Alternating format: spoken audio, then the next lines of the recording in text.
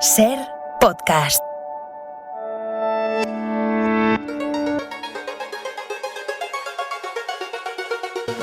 New African Music.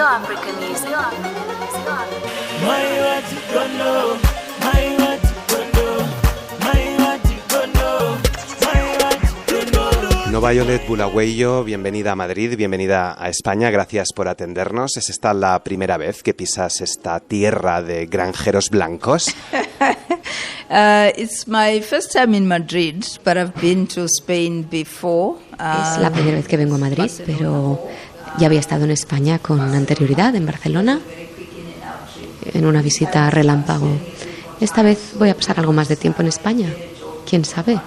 Igual me busco trabajo en una de las granjas de blancos. Quería preguntarte cuándo escribiste Gloria, durante cuánto tiempo y si el curso de los acontecimientos te hizo modificar la historia, porque la presentas aquí en España después de unas elecciones este verano, en 2023, que como adviertes en la novela ya sabíamos quién iba a ganar estas elecciones, las siguientes. I started writing Gloria in 2017. Right after the fall of Robert Mugabe. Empecé a escribir Gloria en 2017, justo después de la caída de Robert Mugabe, que hasta aquel momento era el único presidente al que yo había conocido. Llevaba casi 4 décadas en el poder.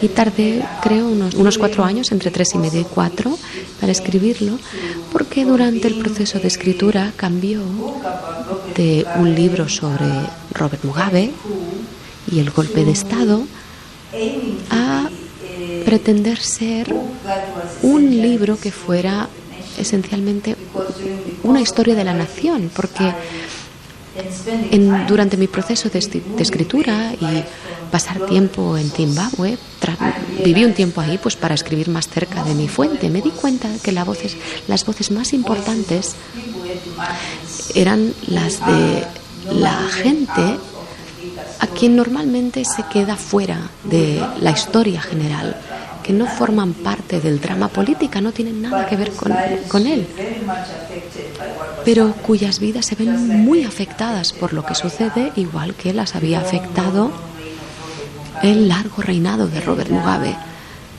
Y de hecho acabo de volver de Zimbabue para pues ser testimonio de las elecciones y pues el resultado no sorprende a nadie, pero eso no significa que la gente esté contenta con ese resultado, ni que apoyen al vencedor o que se hizo ganar a sí mismo. Y a mí es algo que me infunde mucho ánimo, ese espíritu de resistencia que presencié en todo el país y que espero que, igual que pasa al final de la novela, que ese espíritu un día nos lleve a la libertad. Yidada es un país de animales de granja que en su día expulsó a los granjeros blancos. Es inevitable compararlo con Rebelión en la Granja. ¿Por qué una fábula y no una historia con humanos? Because as an artist, I believe one of the challenges is figuring out the question of how to tell Porque a como story. artista creo que uno de los retos es realmente descubrir cómo contar una historia de forma eficaz. Y ante la enorme tarea de escribir una historia que se estaba produciendo literalmente en directo, yo me sentaba a escribir y fuera estaban sucediendo al mismo tiempo un montón de drama. Me despertaba al día siguiente y veía lo que había escrito el día anterior y me daba cuenta de que la historia había tomado un camino totalmente inesperado. El uso de la ficción, de los personajes animales, me dio la libertad de apropiarme de la historia, de hacerla mía y también de darme la distancia entre el relato y el drama político. Pero creo que también es importante decir que los animales han formado parte del aparato en el que los humanos hablamos de nosotros mismos. Se han utilizado para contar relatos humanos desde que los humanos contamos historias y existimos. No creo que sea necesariamente una cosa muy descabellada ni especialmente original. Durante la colonización británica hubo pillajes, violaciones, secuestros, asesinatos, opresión. Leo, los animales expulsaron a esos granjeros blancos y hoy Yidada es un país, leo de nuevo, con un mal gobierno, un gobierno cruel, con corrupción, pobreza, tiranía, elecciones amañadas, masacres, racismo, esperanzas truncadas. Varias preguntas breves. ¿Se vivía mejor con los granjeros blancos? Porque hay un capítulo donde se recoge la nostalgia de algunos por esos tiempos. Yes, I mean it's true that there are characters in the book. A ver, sí, es cierto que hay personajes en el libro que ven ese tiempo pasado con cierta nostalgia. Y yo he conocido a gente trabajando sobre el terreno que te dicen que la vida bajo el colonialismo era mejor y te dan motivos como, pues al menos teníamos infraestructuras que funcionaban, la economía era muy estable, pero el fracaso de los gobiernos de Zimbabue hoy en día y en muchos otros lugares del continente africano no justifica ni hace que el colonialismo sea una alternativa preferible. La realidad es que el colonialismo fue algo que estaba mal, fue algo muy violento y deshumanizador para los africanos y trajo muchísimos males de los que aún no nos hemos recuperado.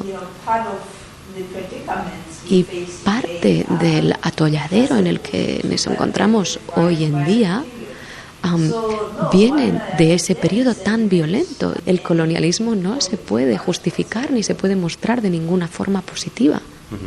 Estos días hemos conocido un informe internacional que refleja cómo casi la mitad de los jóvenes menores de 36 años consideran que se vive mejor con una dictadura militar. Son mayoría en regímenes como Egipto, Arabia o China, pero aquí también hay quien dice que se vivía mejor con Franco, nuestro dictador. No sé si esto es fruto de la ignorancia o es el lavado de cerebro de estas dictaduras. I think it's a combination of different forces. Yo creo que es una mezcla de diversas fuerzas, incluyendo la ausencia de alternativas reales que hagan a la gente creer en que las cosas pueden ir mejor o que crean que la democracia puede funcionar. En la mayoría de estos lugares, la gente no ha visto, no ha conocido otra cosa.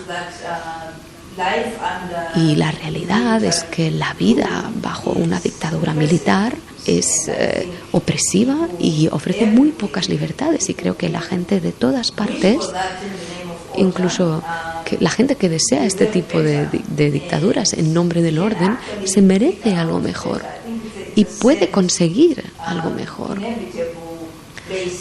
Yo creo que hay una cierta inevitabilidad encontrarse en esta tesitura, pero en realidad es la ausencia de sistemas que den a la gente la esperanza de una alternativa. Es una actitud de resignación muy, muy lamentable, por otro lado. ¿Qué responsabilidad tienen hoy Gran Bretaña, Estados Unidos, los países vecinos de Yidada, Naciones Unidas, la Unión Africana o la Comunidad de Desarrollo de África Austral que se menciona en la novela? ¿Qué responsabilidad tienen en lo que pasa hoy en Yidada, que sigue siendo un país esclavo de las sanciones y de las ayudas económicas? They have no role, and I mean the fact that what is happening. No tiene ninguna responsabilidad, ningún papel, en el sentido de que lo que sucede en cualquier caso porque estos países no han tenido un rol activo o significativo en lo que ha sucedido. Si nos fijamos en entidades como la Unión Africana, por ejemplo, pues lleva ahí toda la vida y en su mayor parte han guardado silencio ante los abusos producidos no solo por el gobierno de Zimbabue, sino de otros países del continente. Y hay zimbabueses muy conscientes de que no se puede tener la esperanza de que ninguno de estas instituciones cambie las cosas de manera significativa. De hecho, es interesante que es Por primera vez estamos viendo pues que se determina que las elecciones que se acaban de producir han sido injustas y no han sido libres, pero desde luego es un apoyo que no hemos visto nunca antes, pero que no es suficiente. Y las instituciones que tienen un aparato para hacer algo no solo en Zimbabue, sino en todo el continente, igual que en instituciones locales africanas, pues estaría muy bien que utilizaran ese poder. Y en lo que respecta a Estados Unidos y el Reino Unido, no creo que tengan ningún sitio en nuestra política. En su mayor parte se han movido por sus propios intereses y yo creo que lo justo es que los ciudadanos de Zimbabue o de África que preferirían ser autónomos, liberarse de estos países problemáticos, pues que se mantengan alejados de ellos. ¿Es la corrupción la mayor lacra de Gidada y es el hambre su mayor consecuencia? Y si todas las luchas y reivindicaciones quedan opacadas por un plato de comida, es decir, si la mayor preocupación es saciar el hambre, si todo lo demás se antoja complejo de pelear. I think corruption is everywhere, all over the world, really. It's part of Creo que corrupción hay en todas partes, en todo el mundo, la verdad, forma parte de la idea de gobierno en sí. En un país como Gidada se ve amplificada porque nos enfrentamos, en primer lugar, más que a la corrupción, a un fracaso masivo de los gobiernos y de la gobernanza.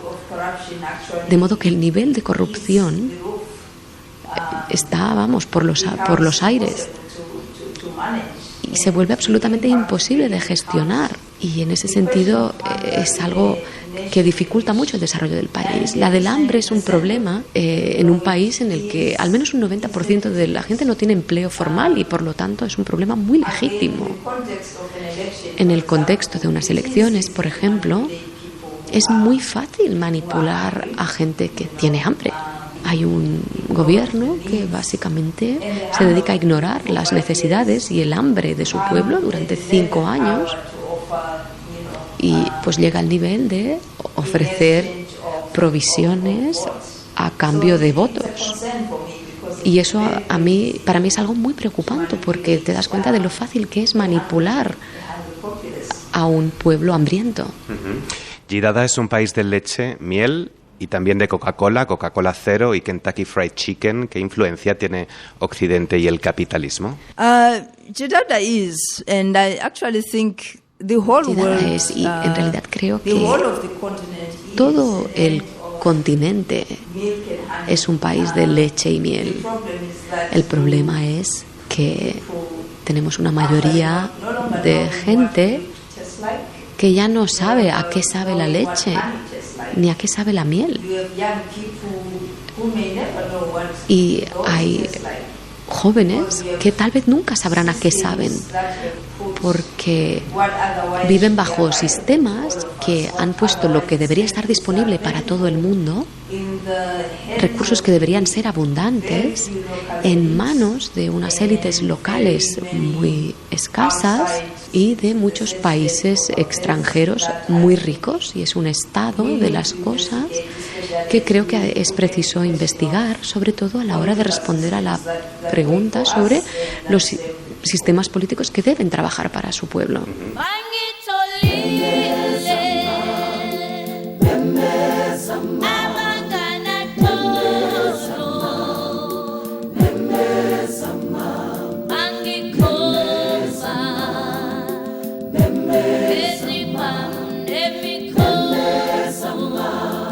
Es una historia claramente marcada por el Black Lives Matter, se repite mucho ese I Can Breathe, también por el Me Too, y quiero preguntarte por las mujeres de Gidada, y lo hago con esta canción de Brenda Fasey, Memeza, que es el lamento de una madre ausente, ahogándose en el pasado, ahogándose en su presente, plagado de la ausencia de su madre, ahogándose también en el futuro, podemos leer en Gloria. Y tengo varias preguntas. Es un sistema patriarcal, el de Gidada, que afirma que la verdadera hembra, la clase clase de hembra que todos amamos, honramos y celebramos es la que se respeta a sí misma y respeta su cuerpo. Las que enseñan las tetas en forma de protesta, y esto lo hemos visto también aquí en España este verano, son feas, desvergonzadas, utilizadas por Occidente.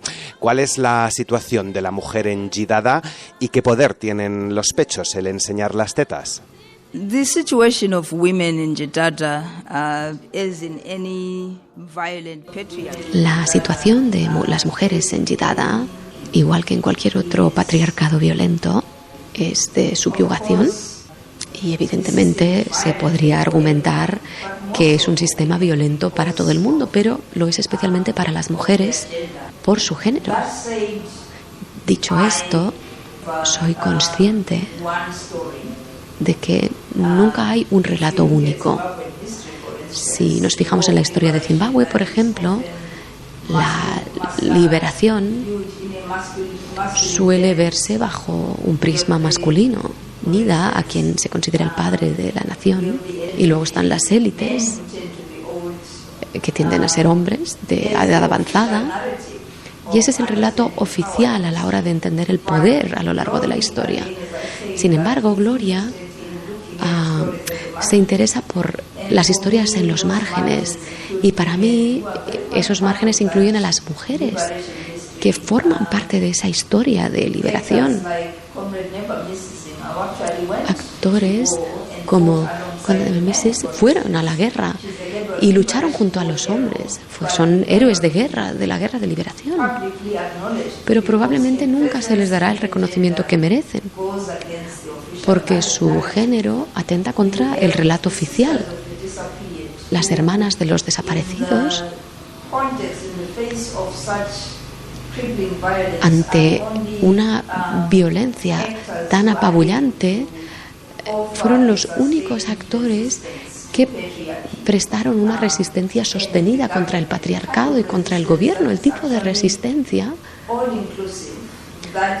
que lo abarca todo y que al final del libro es capaz de canalizar la energía que acaba siendo liberadora. Y luego está el tema del cuerpo femenino.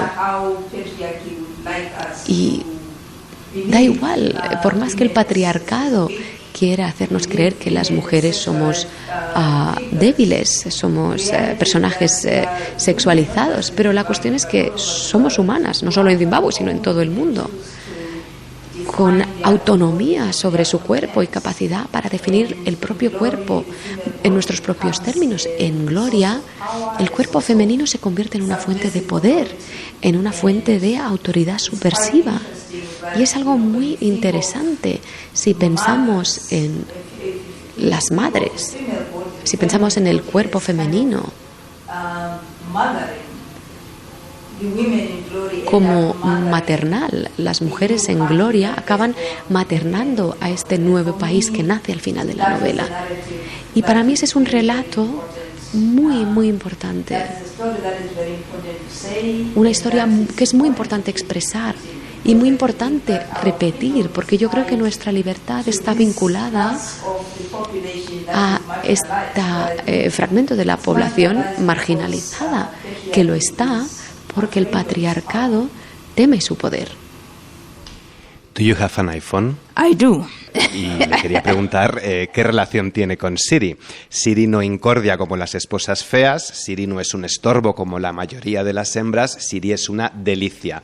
No sé si Siri es también un producto patriarcal, si el patriarcado se reinventa a través de estas aplicaciones que nos ayudan en nuestro día a día, y si hacen falta más Evas, Dalilas, mujeres de Lot y Jezabel que aparecen en Gloria. No, definitely not. No, but desde I luego will que no, pero quickly point out that, Pero me gustaría señalar muy brevemente que en Gloria Siri no incordia, pero es un poco la voz de la verdad.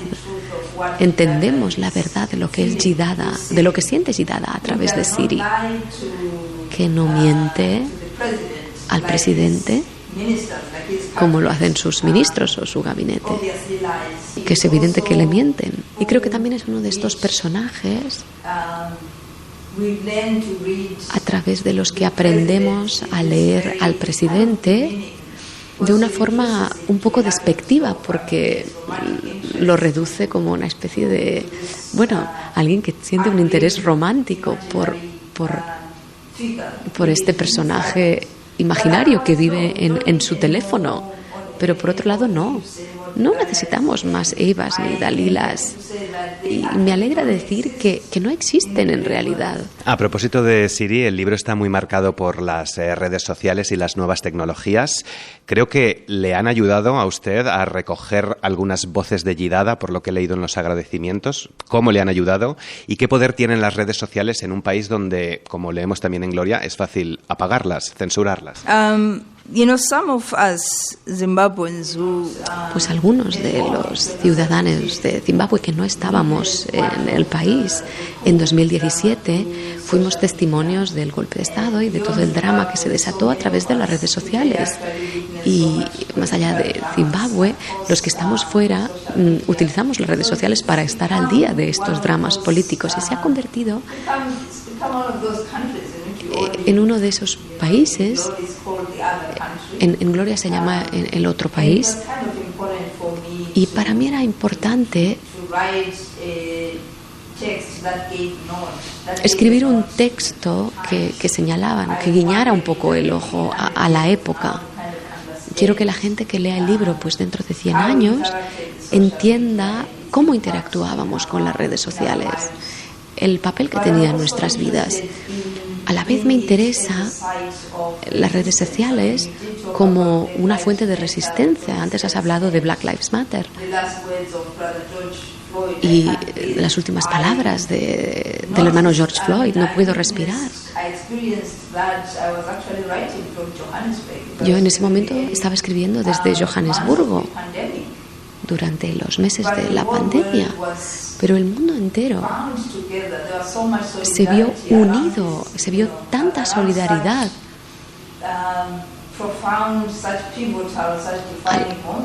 alrededor de estos momentos tan profundos y decisivos de injusticia.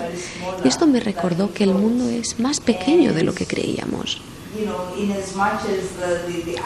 Y por más que la frase I can't breathe vino de un espacio, del espacio estadounidense, que es racista de una forma muy única, nos permitió a muchos conectar con la lucha de las personas negras en nuestros países de origen, esa incapacidad de respirar, sea cual sea el motivo.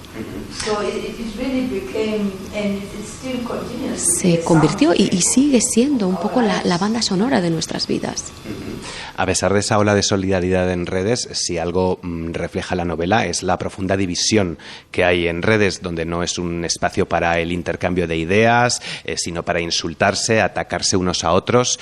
Yidada es un país dividido entre los verdaderos patriotas y los que no lo son, y al final de la novela se habla de la importancia de unirnos como nación, que ahí está el amor auténtico. ¿Es posible la unión con esta polarización, sobre todo en redes? I think it's possible, and creo que sí que es posible. En Yidada esa unión se produce cuando la gente abandona las redes sociales, y eso no pretende hacer de menos el poder y la importancia de las redes sociales, pero sucede cuando la resistencia, cuando la conversación que se está produciendo en las redes sociales llega al mundo real.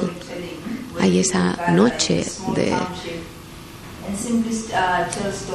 en el que la gente se reúne y se pasa la noche contándose historias. Gente que está en lugares opuestos del espectro, gente que se ha despreciado, que ha llevado la violencia sobre el otro. Algunos de ellos han sido víctimas del Estado, pero a través de el relato, esa noche de comunión y de compartir, son capaces de trascender las barreras que los dividen y se dan cuenta de que tienen que encontrar la forma de protegerse unas a otros. O sea que sí, yo creo que esa posibilidad existe, mientras seamos capaces de reconocer la humanidad del otro, que existe esa posibilidad de unirnos a pesar de nuestras diferencias por el bien de nuestro país y del mundo. Me ha fascinado que la cuenta de Twitter del presidente de Estados Unidos sea el gran babuino POTUS. No sé si esto tiene que ver con Donald Trump o cómo se le ocurrió esta cosa tan ingeniosa. Humor is a big part of Gloria. A ver, el humor tiene un papel importante en Gloria y una de las formas en las que me enfrento al poder problemático que Trump encarna es reduciéndolo a un chiste y fijándome en el reino animal en busca de un animal que capturara la esencia del expresidente estadounidense, que por aquel entonces, y no me gusta llamarlo idiota, pero era violento, negativo, que desprendía tanto odio, realmente lo opuesto que creemos que debería tener un presidente bueno y progresista. Y pues el babuino fue el, entre comillas, afortunado elegido para representar a Trump, pero es todo ficción, evidentemente. Lo acaba de mencionar, era mi siguiente pregunta, porque es una historia cruel, salvaje, con mucha violencia, pero también hay mucho humor, mucha ternura. Necesitaba el humor esta historia. ¿Ha sido difícil buscar el equilibrio? ¿Cómo le ha ayudado el humor? I absolutely use humor, which is hago un uso muy deliberado del humor, que creo que es uno de los elementos distintivos de mi trabajo, porque lo uso para enfrentarme a temas difíciles y a veces violentos. Y el humor es mi forma de que el relato sea disfrutable para el lector. Pero también me interesa el humor como resistencia, sobre todo ante la represión. Para mí es importante retratar a un personaje violento, a quien han puesto en un pedestal por motivos equivocados, convertirlo en cómico. Si la gente es capaz de reírse de los tiranos por quienes son, creo que poco a poco empiezan a perderles el miedo. El humor entraña un cierto poder que espero que algunos de nosotros que vivimos en regímenes opresivos podamos abrazar y no soltarlo, porque es muy importante.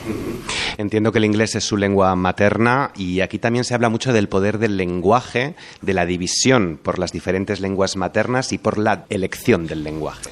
English is it's the official language. Sí, a ver, el inglés es la lengua oficial de Zimbabue, pero no es mi lengua materna. Y por lo tanto, para mí no es una lengua íntima.